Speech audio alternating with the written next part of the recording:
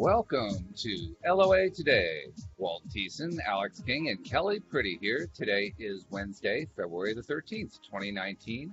It's 8 a.m. in New York, 5 a.m. in Los Angeles, 1 p.m. in London, and Sydney, Australia is at 12 noon, or 12 midnight rather, excuse me.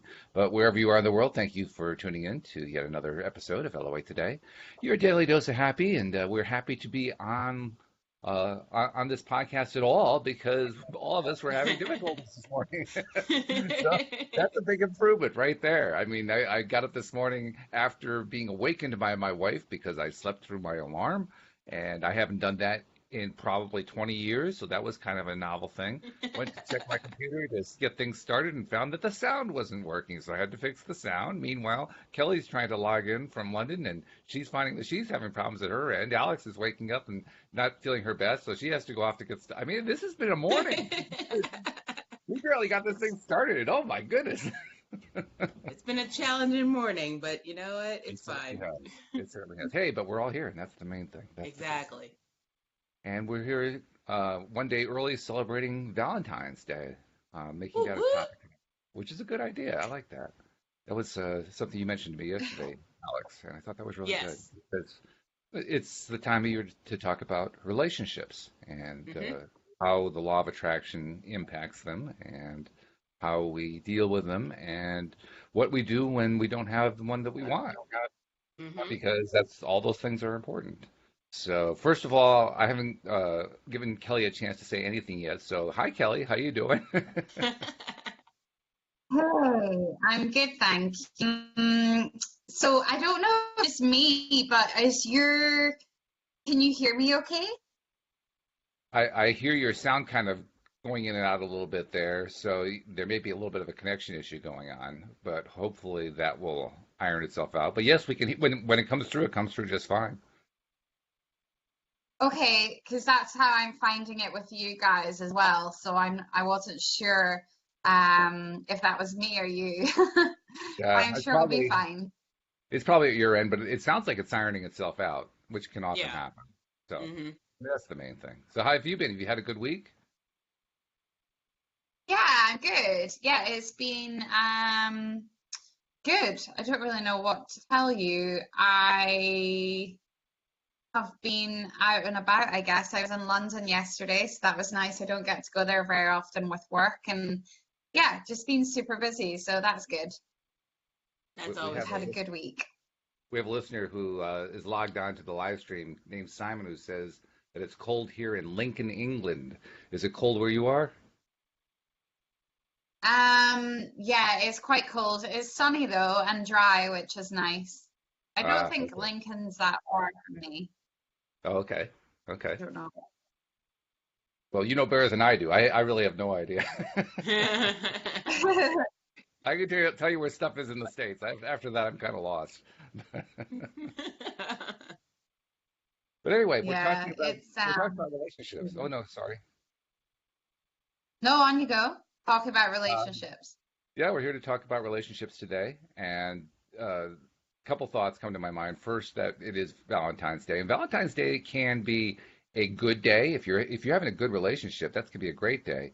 If you're not in a relationship or your relationship isn't going well, then it's not such a nice day, and that could be the challenge because we're dealing with the day that is devoted to love, to expressing love.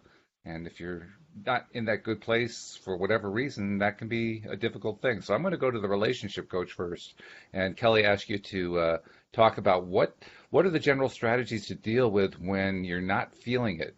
Maybe because you don't have that special someone in your life. Maybe because the special someone you have, things aren't working well. What's the best strategy for dealing with it? I mean, when I was single, I think the best strategy is to remember that, like, even if you're in a relationship or even if you're single, it's quite a commercial thing, right? It's not really, it's important to use it to show your loved one that you love them. But I also think that there's quite a lot of commercialism involved as well, where, companies and shops are trying to make a lot of money. So when I was single, it was just about taking a step back and reminding myself, like, hold on a minute, is this really, you know, really as challenging as I make it out to be. Because I used to be really like down on myself on Valentine's Day when I was single. I really didn't enjoy it. And when I started to like be conscious of the thoughts that I was having around it and realizing that actually I probably wasn't helping myself by being so negative and really dreading it and really like going into that place of anxiety, then I knew that I was creating a worse day than it needed to be. After a few years of being single, I kind of got into this place where I was like, right, how can I make this day a fun day? And somebody like messaged me even today saying, happy Galentine's Day, you know, like Yes. like, well, like just making it more about like the love you have for your friends and all of that sort of stuff, I think could really, really help if you're single, or if your relationship is maybe not going so well, then just using it as a day to reflect on, right, what is it that is making me unhappy? Where can I try and fix this? And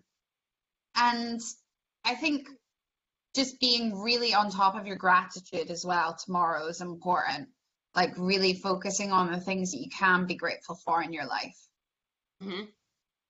Hopefully Yes. that is some starting point. No, that's a good starting point. That's really good, and I agree with you on that. In fact, I kind of overlooked the commercial side of it, but you're right. When I was single, for 20 odd years there, I just kept ignoring Valentine's Day. I did everything I could to just block it out and pretend it wasn't there. You know, just because any reminder of it was painful, it was uncomfortable, and it's just not a pleasant thing. I also like what you alluded to, that we need to spend time taking advantage of the reminder to focus on what we do want. I wish I had known that when I was single, because I never knew about law of attraction any of the time that I was single. I learned about LOA after I got married, and it would have been really helpful if I understood that what I focus on is what I bring into my life. If I had known that, I probably could have gotten married sooner. Yeah. But, you know, you learn what you learn. I mean, well, Alex is enjoying Valentine's Day this year because of her new relationship. Does it feel different to you this year? This is my first Valentine's. So I'm very excited. Does it feel It different from just last year? last year I was celebrating Singles Awareness Day. So yeah, definitely different. Okay.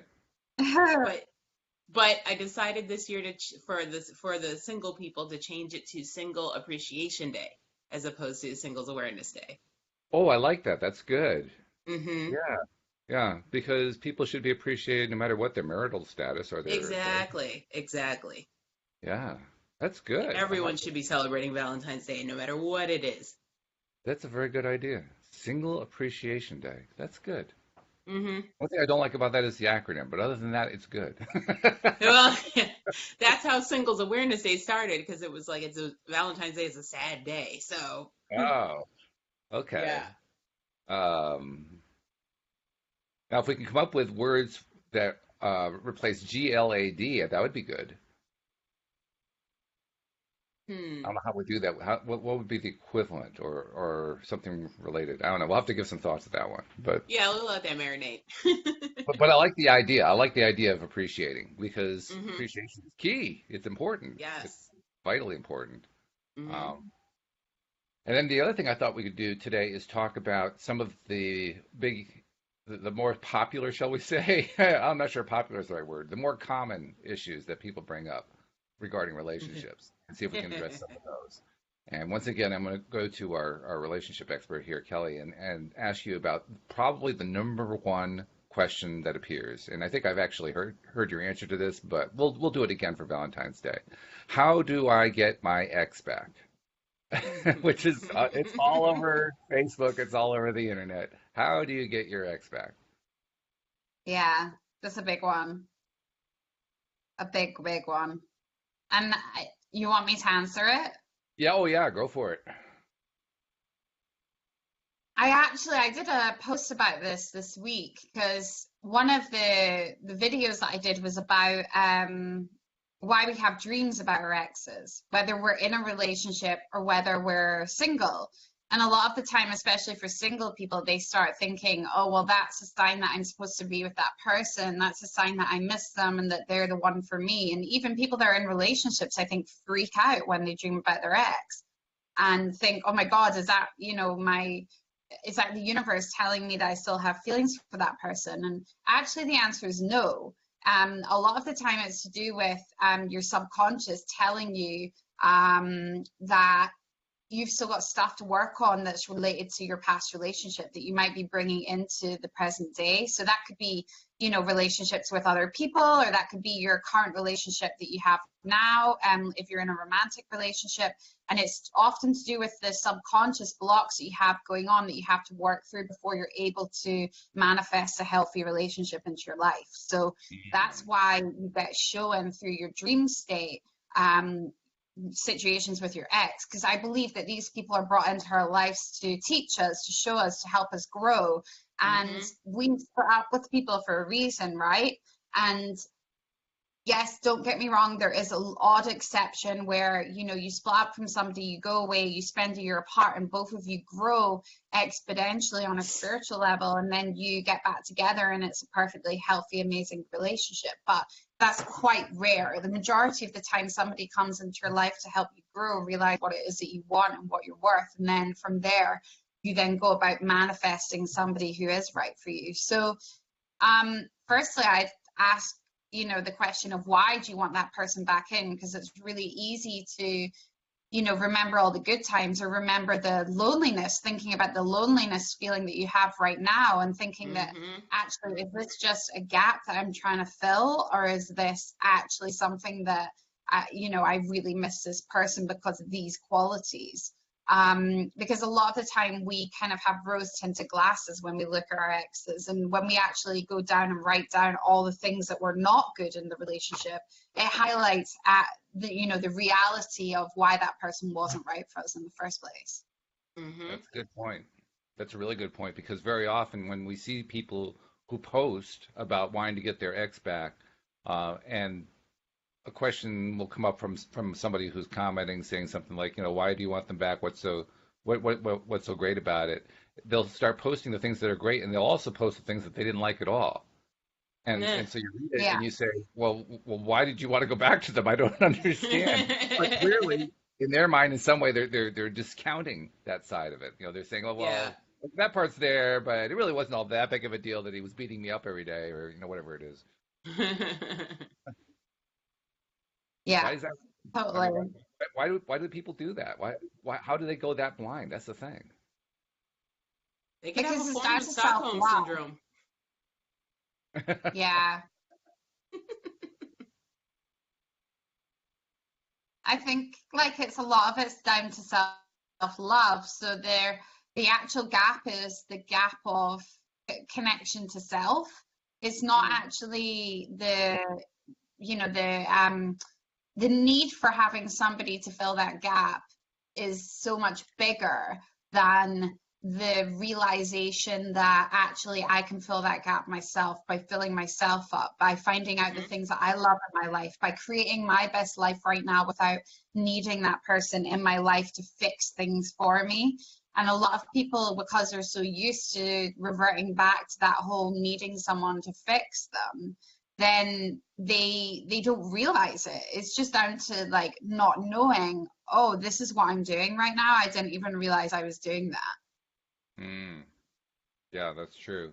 And you also get people focusing on the fact that this other person's issues supposedly are theirs, and that yes, they treat me bad and all this kind of stuff, but that's really theirs, and I can help them. I can help fix them on that. I can help them to become a better person. In fact, I know that if I get into that relationship, I'll make them a better person. Oh, And geez. that's pretty much that's a death blow right there. Whenever that comes, right, Alyx? You shouldn't go into a relationship thinking you need to change something about that person. You should be with that person because of who they are. Yep. But totally. people get caught into that. Think how hard what? Think how hard it is to change ourselves. We're never going to change another person. It's very difficult. Very true. Yeah. So might as well work on the easier project, changing Hmm. ourselves. It's Yeah. all about, we were talking about yesterday about being independently happy before you try to make other people happy. Yes, exactly.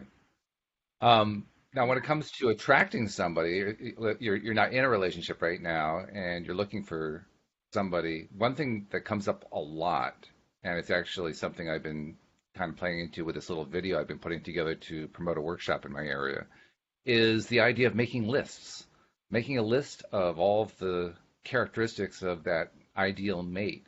And I was wondering, is that something that you ever suggest in your coaching practice, and what kinds of results do you see from that, Kelly? Yeah, so I always get people to well, initially they have a lot of blocks that they have to work on first. So it's very much down to the self-love piece, working on the blocks, any emotional trauma in the body. But once they're at a point where I'm like, right, okay, I feel like this person's ready to start at least thinking about manifesting this person in, then I get them to write down a list of all the traits that they want in somebody. And it's something that I did at the beginning of 2016. And then I met my partner in November of 2016, and just literally writing down a list of like however many traits you want in somebody. And I'm not talking about like physical traits. Yeah, you can put them in if you want, but it's more like generous, kind, loving, affectionate, Hmm. like things that are really, really important to you that you really want. And when I look back at that list when I met my fiance, I literally cried tears of joy because there was every single thing on that list ticked off. It was like incredible. So it really, really works. But the most important part of that is when you look at that list, you have to look at it and go, am I showing up in the world like this? So you Hmm. look at that list and go, okay, well, I'm looking for somebody who has all their shit together. So have I got all my shit together? And Mm, Hmm. if the answer Hmm. to that is no, then you're not going to be able to manifest that person in. So we bring in almost like mirror versions of ourselves, which I talked about before. And that doesn't mean that if someone's beating you up, that you're capable of beating somebody else up, but actually by putting up with that behavior, you're beating yourself up anyways. Does that make sense? So it's like Hmm. reflection on how much self-love and self-worth you have to be able to put up with that behavior. It's 100% the other person's fault, but when they say that that person's a mirror of you, what they are is not a mirror of who you are as a person, a mirror of the things you need to work on in self. So when you Hmm. write down that list of traits, it's really, really important to look at each of those traits and be like, am I showing up in the world as being kind to all those people around me? Am I showing up in the world as being generous to all the people around me? And if the answer is no, you've still got some work to do before you're ready. mm, Hmm. good points. I like that. And then when it comes to, like you said, you described how your own relationship came, toward the end of the year and beginning of the year, you had made your list, and it was a perfect match. Check, check, check, check, check. That's the other aspect that's interesting. That combined with the fact that it always, I don't know why this is. Anytime I hear the stories along those lines, it's the woman who is making the list. I have yet to hear a story from a man saying he made a list of qualities, and she matched all the qualities on the list, which is interesting because I know I didn't make such a list in writing. I know I had the qualities in my head, but I Hmm. didn't actually write them down. And I don't know is it because I don't know, do women just ask counselors more about it? I don't know what the answer is there. Why is it that women do it more than men? I don't know.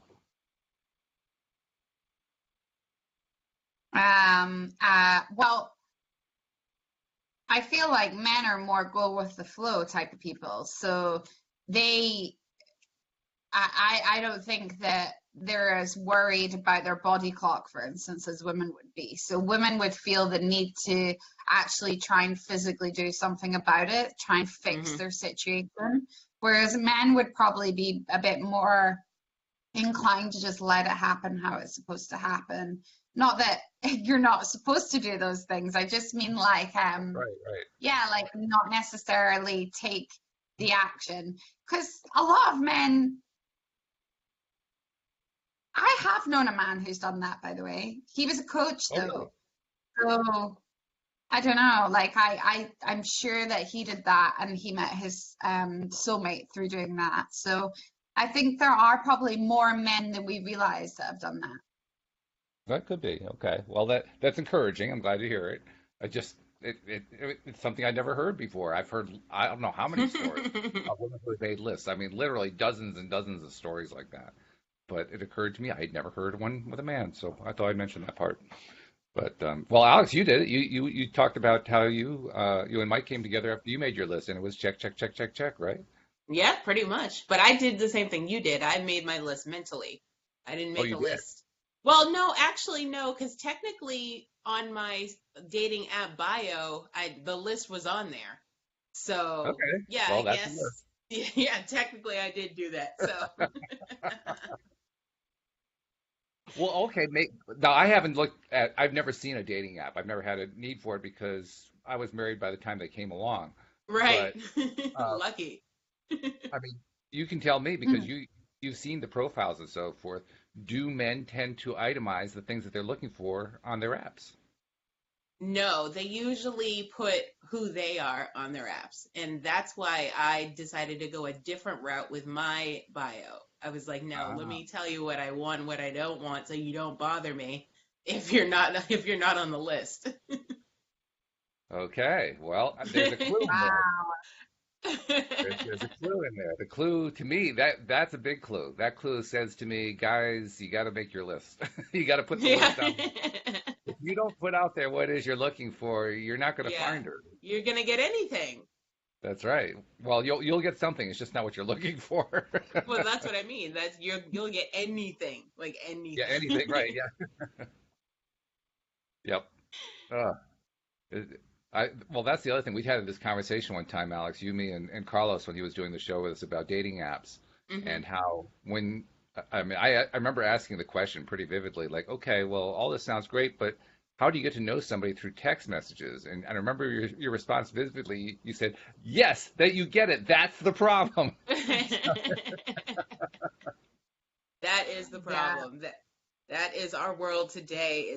Nobody calls anymore. Everybody likes to text message, which is fine. But I'm still old school. I like to hear your voice because I don't know, like you react to certain sounds differently. So if your voice is like if you sound like Pee Wee Herman, it's not going to work out for me. I just think. Oh, poor Pee Wee. Oh, that's funny. And actually, that is what happened with you, isn't it? Because when Mike contacted you, what was it he said? He's he said, I don't like to text. Can I call you? And Yeah. I said, Oh. yeah. I said, well, it depends. What are your intentions with me?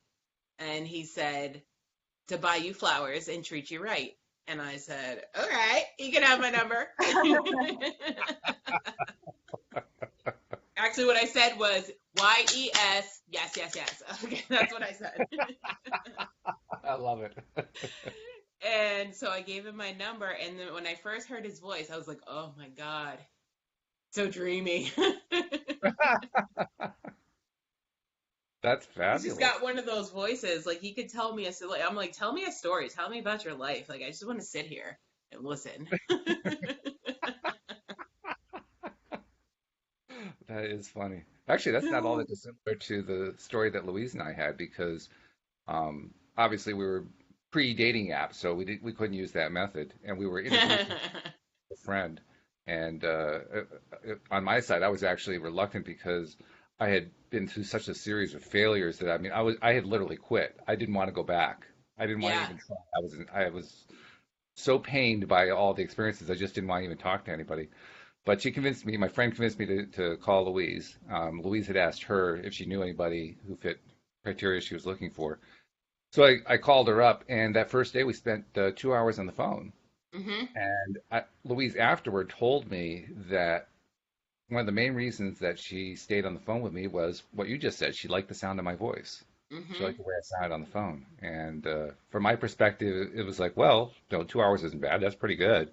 But I wasn't convinced yet. I mean, I was still wrapped up in relationships don't work. They never come into my realm. It never works out for me. So the next week, Hmm. the same day, I called again, and another 2-hour conversation. Hmm. And my belief went up a little bit. just a little bit. I was nowhere near convinced yet, but it was a little bit better because, well, two-hour conversations, that's pretty good, you know. Hmm. And then we did it for a third week. The third week, there was another 2-hour conversation. So I saw the pattern emerging. 2 hours every time we talk. Okay, well, that's something, you know. Meanwhile, Louise was getting very, very interested. I didn't realize that at the time. Obviously you find that out later on, but I suggested, okay, well, why don't we try meeting sometime? Because as it turned out, we lived about 3 miles apart. And not Hmm. only were we 3 miles apart, but Whoa. we were both on hilltops, so we could literally have looked out of our windows and seen each other, but we just didn't know Oh. it was there. Oh, um, that's cool. and then we met at a restaurant halfway between us, and it was an absolute disaster. It was terrible. It was not a good meeting at all. Um, she came with this. She was wearing this straw hat because she thought it would be kind of fun and quirky to wear the straw hat, and I thought it made her look like a hit. Mm. So that was not a good first impression. And then for the entire time we're there, she was looking down at the table instead of looking at me. So I didn't even know what color eyes she had. And Whoa, that's what happened to me. yeah, well, that's what happened here. And we walked out of the restaurant, and I'm not the kind of guy who will tell you I'll call you unless it's really, really true. So I said, well, thank you very much, and good luck. And I didn't know what to say because I really didn't think I was going to call her. I thought that was Not it. good luck. I still can't remember exactly what I said, but it was not "I will call you." It was something else, a little Right. bit more polite than that. Um, and then that same night, there was a party being held by the woman who had introduced us to each other.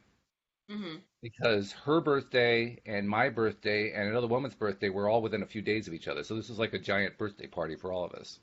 And we had all these friends coming and so forth. So I went to that party that night, and Deborah asked me, "So how did the meeting go?" And I said, "Ugh, not so good. It really wasn't very good at all." And she said to me, "Well, you are going to give it the 3-date rule, right?" And I said, "What?" I don't know what you're talking about. She says the 3-date rule. That's where you give it 3 dates before you make a decision. And I said, "Oh no, really? This is not good." But she ultimately, Ironically, that's my TV rule. is it really 3-date rule Yeah, or I three give three every time show rule? 3 episodes before I cancel it. Okay, okay. Well, you're very generous with your TV shows, I have to say. But she talked me into it. I finally did give it the 3-date rule. And meanwhile, Louise is calling her best friend because I'm 6'8" tall, so I'm pretty tall. I'm more than a foot taller than she is. And she's Hmm. calling her friend saying he's great, but he's too tall. I mean, how will we Hmm. ever fit together? This isn't going to work. This can't possibly work. And her friend said, "Well, what else is wrong with him?" She said, "Well, nothing. It's just that he's too tall." And Leona says, "Well, if that's the only thing holding you apart, you're an idiot. Don't let that get Yeah, in the way." yeah. And so it was after that we did a few other dates, and the dates got progressively a little bit better, a little bit better, a little bit better, and finally a month later we were actually together. But it was not the ideal path to get there. It took some patience on both of our parts to get past our own stuff while we're getting closer and closer. So doesn't always it isn't always that magic flash like, oh wow, instant attraction, instant chemistry. It doesn't always work that way. Is what my point is. No, it definitely doesn't. Yeah. Do you run That's into that a really lot, Kelly? I think it just depends. I find that really interesting because I feel like in some way there might have been some self-sabotage on your part, Walt, because Hmm. like, No, not you some, a lot, like tons. Like I had for years been convincing myself, literally, I didn't realize I was doing this, but for years I had been telling myself subconsciously, whenever I met a woman, before I'd even had my first sentence of conversation, this can't work. I Great mean, way to that's a start a photograph. relationship. So, of course, every time it didn't work. Hmm. So, yeah, more than just a little bit, Kelly, just a little bit more than a little. Yeah, I think people just meet in different ways. Like sometimes it is like total like, wow, this is it. Me and my partner had that on our first date. We knew straight away. Um, but for other people, it's not like that. Like it just really depends on what age we're at in our journey, I think, in our life. So Mhm. we had so many synchronicities that I just knew even before we went on our date, I knew it was like he was going to be significant in my life. Hmm. That's cool. That's So cool. Yeah. yeah, it was good. Steve Rowell, who his first show was the same one that you did. You and he joined Joel and I that first day, and he also had a similar experience to me in that when he met his partner, they didn't have that kind of connection. They still had their own issues to work out, but they maintained contact. And one day they realized that this thing's kind of working. Like there's something right going on here, and that was a realization. There's something actually good going on here, and it was not part of their normal experience. And very shortly after that, they got married. So once they figured it out, they said, "Well, we're not going to lose this opportunity." But it took a while, you know. So I guess it's different for every person. I guess every relationship's different. Yeah. I mean, how quick Yeah, was and it for you, Alex? Oh, I'm sorry, Kelly. Go that ahead. sounds like quite a masculine trait, I feel like. What do you mean? Like what you and Steve were both very much like, oh yeah, like not so sure Hmm. initially, and then it kind of you were like, oh, it's working out. Whereas women tend to think about like 10 million steps ahead from like the Hmm. first date. They're thinking already about what their surname's going to be. Do you know what I Yep. mean? Like when they're married. So it's quite like a masculine thing for men to be. It's fear. Again, it comes from fear. It comes from self-sabotage. But then on the woman's part, it's the same thing. It's self-sabotage of like needing it to work. So on both parts, there's things that we need to work on, but it's quite normal for that dynamic to occur in male-female relationships.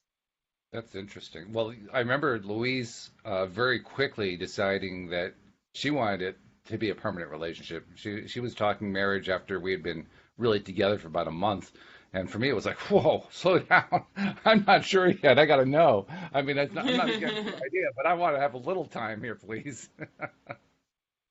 But yeah, Yeah. I understand that part of it. I didn't realize that she was trying to decide about the surname. And to be perfectly honest, when she decided to take my name, I was shocked because Really?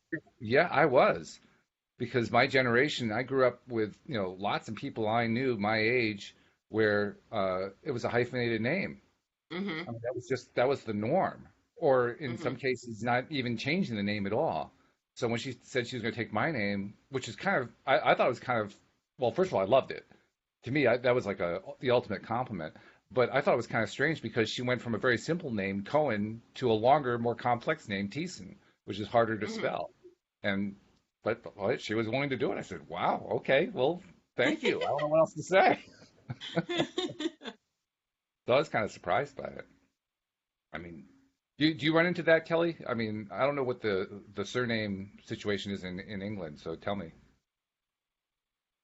Um, it just depends. Like some people will double barrel their names, some people will take their partner's name, some people will keep their maiden name. So it just really depends. And for me, it's quite like I'm obviously going to get married to my partner, and then it's a bit of a weird one for me because I feel like there's so much.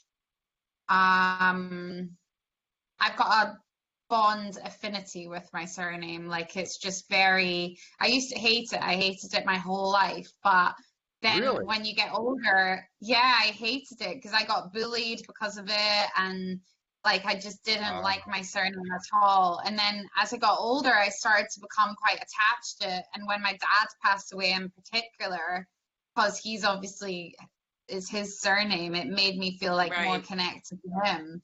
So I feel weird about giving up my surname, but I think I probably will. My partner's surname's King, so it's quite a nice one, Kelly King. So Hey! hopefully, That's yeah.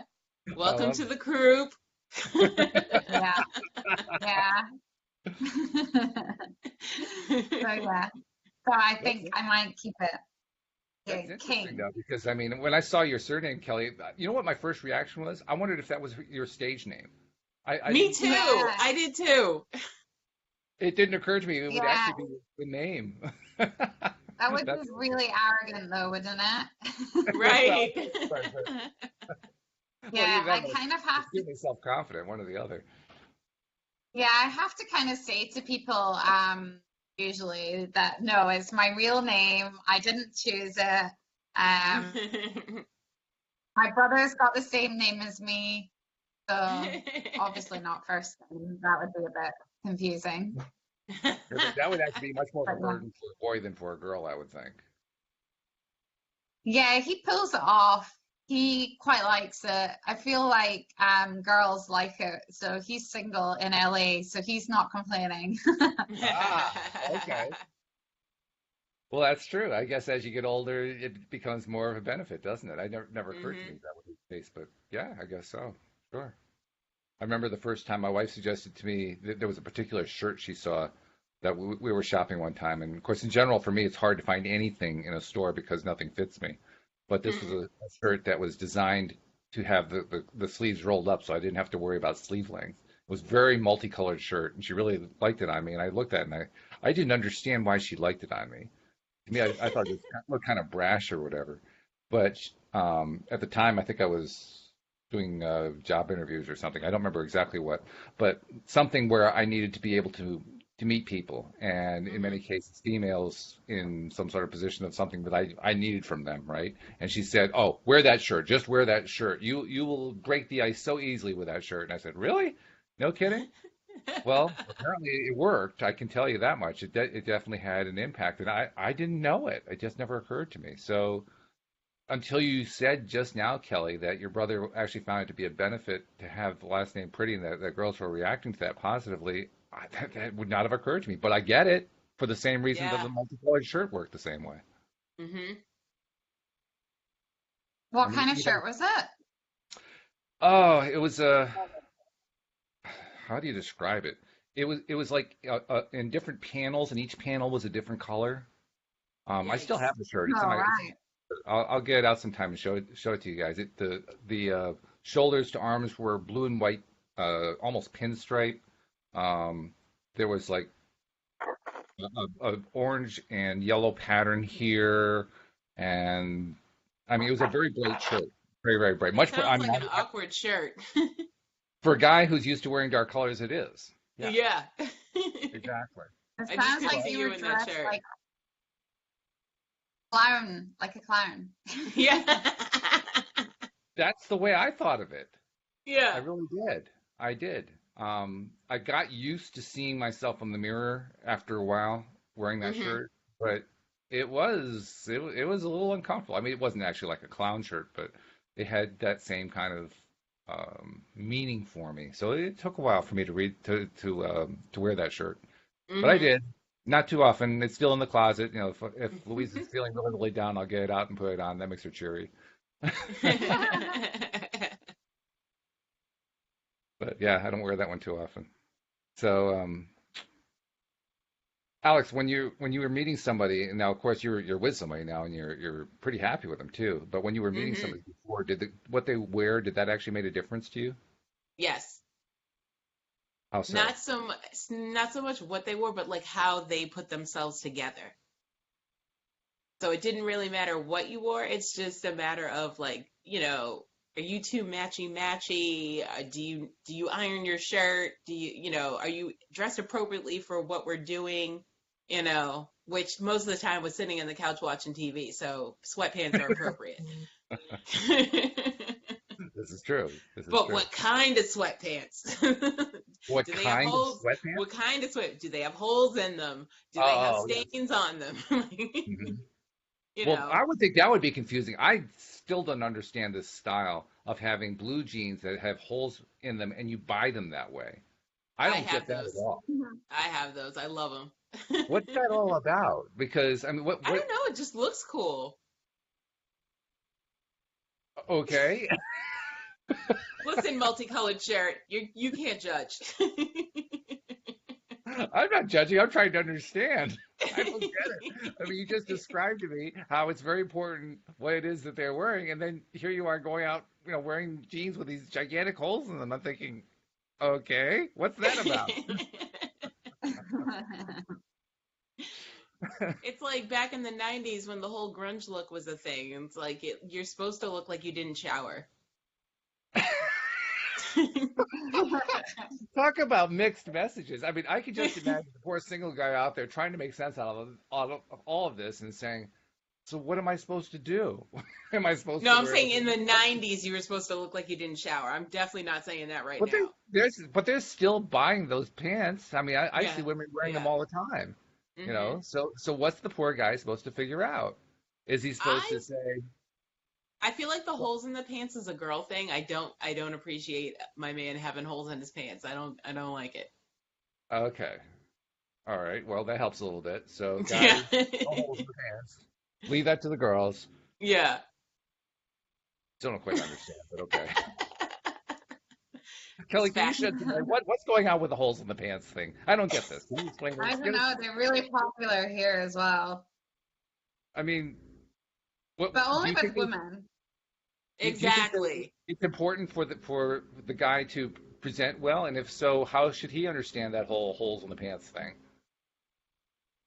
I think people should just be themselves, and then the right person will accept them for who they are. Hmm. Okay. Agreed. We had snow, and there's a snow blower coming through, so I'm going to let you guys talk for a minute. But let's see, what's the next issue? The next issue is you want to meet somebody, you want to attract somebody. So let's walk through the steps. How do you attract somebody using the law of attraction? Now, I'll go to the coach again because you teach this all the time, Kelly. How do you explain it? Um, well, the first step that we spoke about is getting really clear on what type of person you want to manifest in. So exactly what you said, writing down all those lists of traits, just how you would manifest anything else in. You want to get a vision board sorted out with like love, couples, all that sort of stuff. Oh, sorry, there you are. I'm in the afternoon and I'm still yawning, even though I haven't had my pasta at 10 p.m. at night. Well, I feel a And little then bit better because Kelly, I actually slept through my alarm this morning, so I can actually identify with still being sleepy. then you want to have a mantra, have an affirmation as well. So the most important thing is your beliefs around meeting somebody. And if you keep going into a place of, oh, I don't actually believe it, I don't know if it's possible, then you have to have a mantra or something that's going to bring you back to truly believing that on a regular basis. So that could be, for me, it was, I'm in a loving and committed relationship and we're excited about what the future holds. And I'd say it to myself over and over and over again. Every time I walked to work, every time I walked away from the front door of work, walked to my car. And I'd say it every day. And I met my partner 3 months after that when I started doing that. So that's really, really important. And making sure you have the space in your life as well, because if you don't have the space physically for somebody, then the universe won't give them to you. So if you're not making space and time for yourself to do nourishing things, like almost take yourself on a date where you're running a nice bubble bath and you're putting candles on and you're just doing really nice, nourishing things for your soul, then you're basically saying, I'm too busy for that person to come in. So like really making sure you start spending time with yourself and enjoying your own company. So that it's kind of a sign to the universe that you're ready and that you've got the space and time for this person. So there are a few pointers. That's good. Now, obviously, there aren't going to be too many guys who want to take bubble baths, but what would be the equivalent for a guy to focus on? Well, I mean, there may be a few guys who take bubble baths. Don't get me wrong. I'm just saying that's probably not the first choice for a lot of guys. I know a guy who literally manifested in his soulmate. They're about to get married within 2 weeks. And it's because he's literally an amazing manifester. And he pretended that he'd already met his soulmate before she was in his life. So when the guys asked to meet him at the gym on like a Friday evening, he was like, yeah, sorry lads, can't come out tonight. I'm staying in with the missus. And they were like, what? You don't have a girlfriend? He's like, well, I will in a couple of weeks. And he did. Wow. He did it. He stayed Holy in cow. and he watched like a film by himself, pretending that she was sat beside him. That's That's amazing. crazy. I know. So what's your secret, Alex? What do you do? I'm a firm believer into speaking things into existence. So anybody who asked me what I wanted in my life, that's what I would tell them exactly what I was looking for, who I was looking for, and when it was going to happen, and all that great stuff. So yes, I'm a firm believer into speaking things into existence. What is it about Love it. speaking something into existence that actually does the job, do you think, Kelly? Why is that so effective?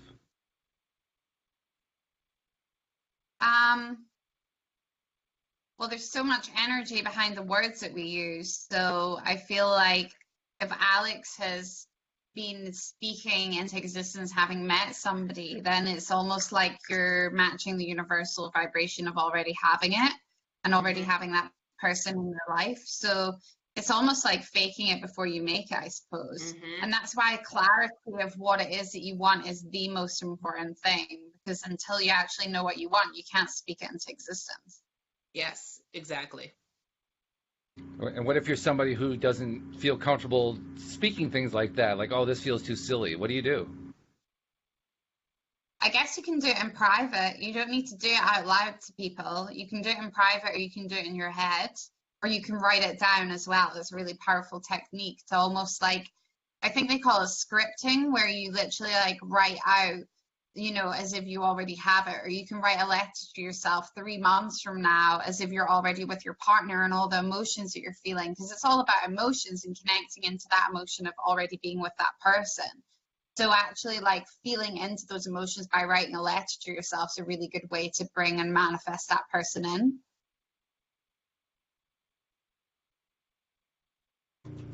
Okay, that's good. What else can we do to make it happen, to bring it in? Is it just mantras, or is there more? Um, well, all this kind of regular manifesting stuff, I think. And then what I said before about how are you showing up in the world? Do you have space in your life for that person? Have you got space in your wardrobe for them? Are you connecting in and visualizing every day with having them already in your life? Like meditation for me was huge. Every single day I would meditate, thanking the universe for that person already being here, visualizing them being sat beside me, visualizing how I was going to feel while I was with them. So Hmm. always connecting into that energy as often as you can is really important. Anything that you add, Alex, that you tend to do? Is it all just mantras for you, or do you do more than that?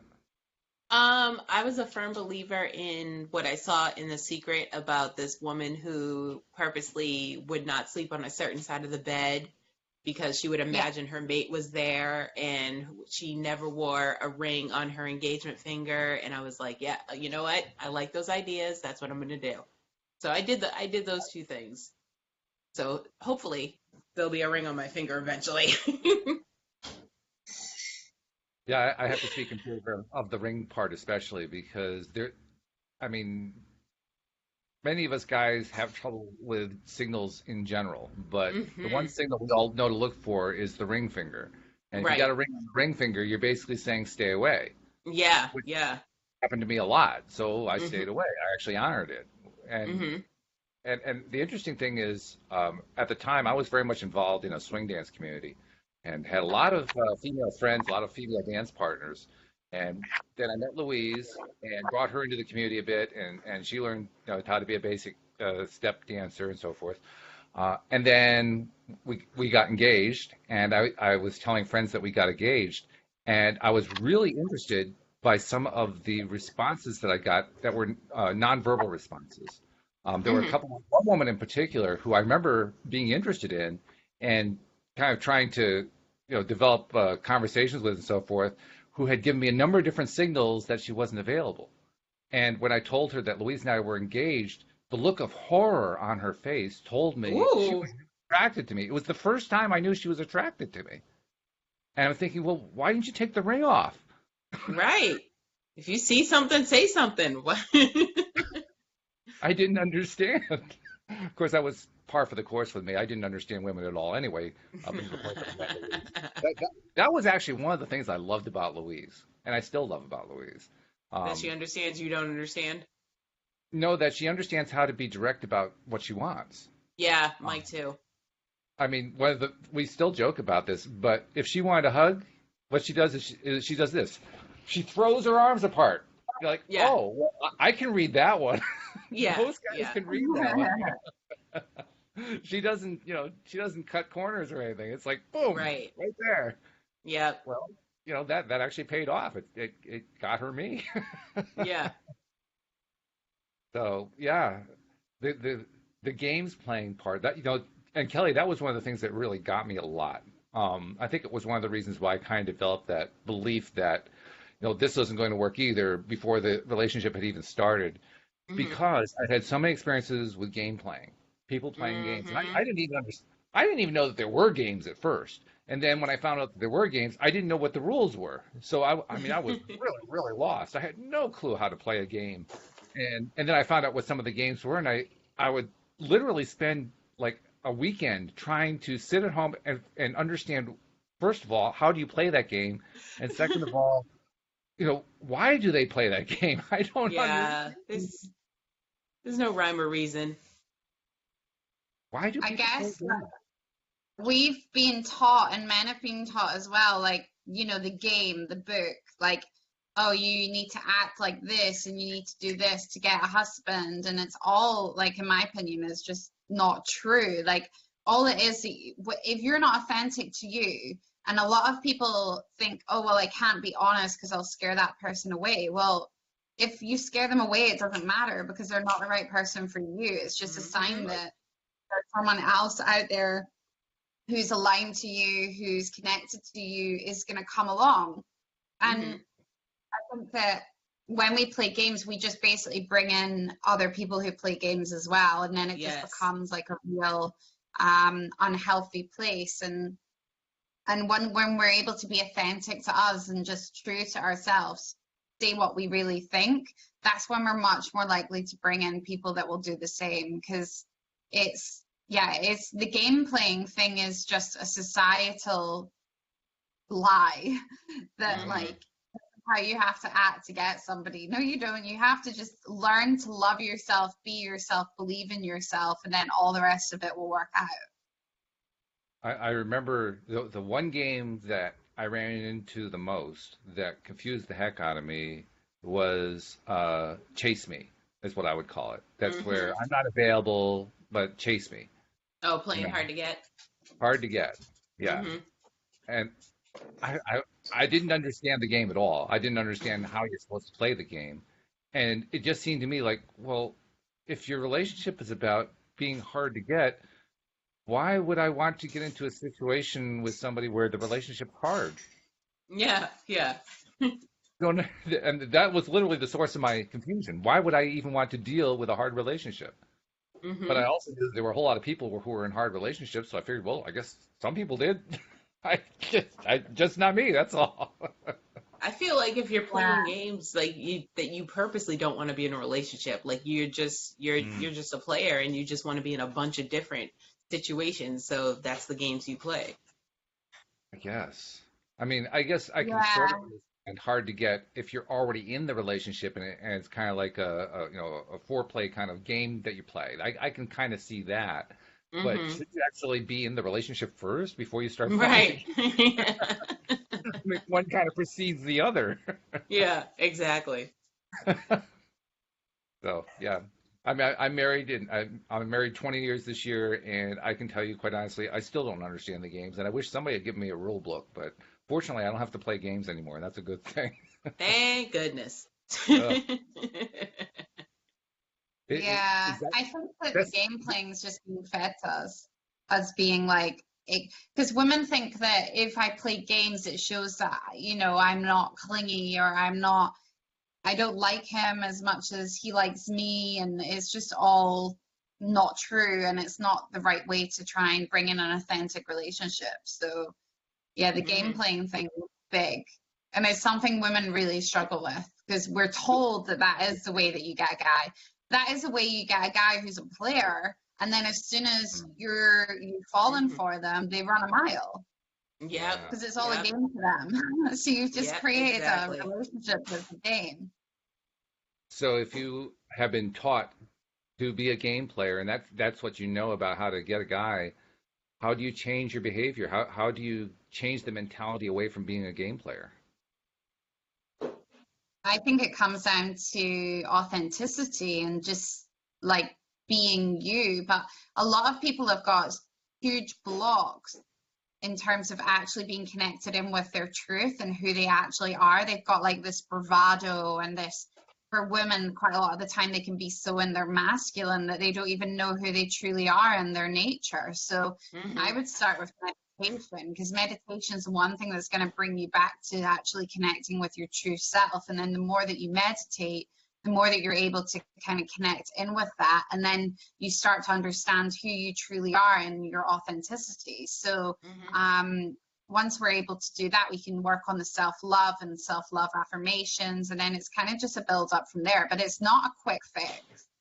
And that's why, like, today I've given you some pointers in terms of manifestation, but manifestation's this small a part of actually manifesting in your partner. There's so much work you need to do on the lead up to it, to release emotional trauma from childhood, to release any blocks that are there around self-love. Because until you've done that, you just bring in people that, and then you self-sabotage, or you bring in people that aren't the right people. Right. That makes so much sense, because and Abraham talks about that. If you don't actually work on yourself and you leave one relationship because it's not working out, you're bringing yourself with you, and you get the same relationship the next time around, and so you end up developing that pattern, right? Exactly. Yeah. Yeah, and people don't want to do the work. That's the thing. They're too scared to actually look at themselves, because they've got a fear around what it is that they're going to find. So a lot of the time when we hide from ourselves, we call that our shadow part of ourselves. It's the things that are like kept secret our whole life. Maybe like something that we've done, or something that someone's done to us, or experience that we've had, or thought that we've had, or the way we've treated somebody, and then we hide it from ourselves. We're so scared of looking back at that specific situation. But that's one thing that we need to do to heal ourselves. And actually, we're all human. We all make mistakes. We all mess up. Things happen, and sometimes it's really tough. But once we can come to a place of love and acceptance for all the really tough times, and then we realize that's what actually got us to where we are now, that's what actually led us to become the person we are today, that's when real healing starts. And do you find that when people are facing that difficulty, that, oh, geez, I really don't want to have to go through all that stuff, because it just brings up more stuff. I saw somebody post about that just yesterday, and I responded to her essentially, well, that's perfectly understandable. Now you have a choice. Do you want to continue to experience having that in the background and not getting what you want, or are you willing to actually delve into it? That's the choice you have to make. But that apparently is a tough choice for people to make, isn't it? Yeah, I think so. But is it really a tough choice? Because all that happens is the universe just keeps highlighting to us for the rest of our life until we actually face it. You're not going to get away from it. You might get away from it for another 4 years, and then you get another lesson on your doorstep that's shining a light on the part of yourself that you're refusing to look at. And it will continue your whole life. And yeah, you might be able to get through life and not ever look at it, but you'll never be able to create a healthy, long-lasting relationship with another human being. You'll never be able to truly love and accept yourself. And that, to me, is the most important fundamental thing, is the loving yourself. And not just relationships, because it's also going to be for your career. It's going to be true there. It's going to be true for manifesting money. It's going to be true for your health. It's going to be true for your friendships, for your family relationships. I mean, they're all going to continue to be the problem. Yeah. Health is massive. People don't really see the link between self-love and health. Like, the thoughts we have about ourselves actually physically have been scientifically proven to affect our immune system in a positive or negative way. So Right. it's so important that we're able to work on this stuff because, I really believe that like cancer and other diseases like that is quite a lot of it's linked to the beliefs that we have around ourselves and the Mm-hmm. subconscious blocks that we have in place. Mm-hmm. Yeah, that makes sense. Well, this has been a good conversation, a good discussion. So thank you, ladies. Kelly, before we leave, how does somebody reach out to you if they're looking for a little private coaching? Because obviously you do that for a living. So we should really let people know how to reach you. Yeah, sure. They can reach out to me. My website's www.kellypretty.me, or they can follow me on Instagram. I'm on there as Kelly_pretty, or reach out to me on Facebook. But if you reach out to me on Facebook, make sure to drop me a direct message. That's the best way. Okay. So a little Mm-hmm. well, word to the wise there. That's a good thing. So Kelly, thank you so much for joining us. We look forward to talking to you next week. And Alyx, I'll be talking to you on Friday morning. Yep. So thank you Thank all, ladies. you. All right. We'll see you all next time here on LOA Today. Goodbye, everybody.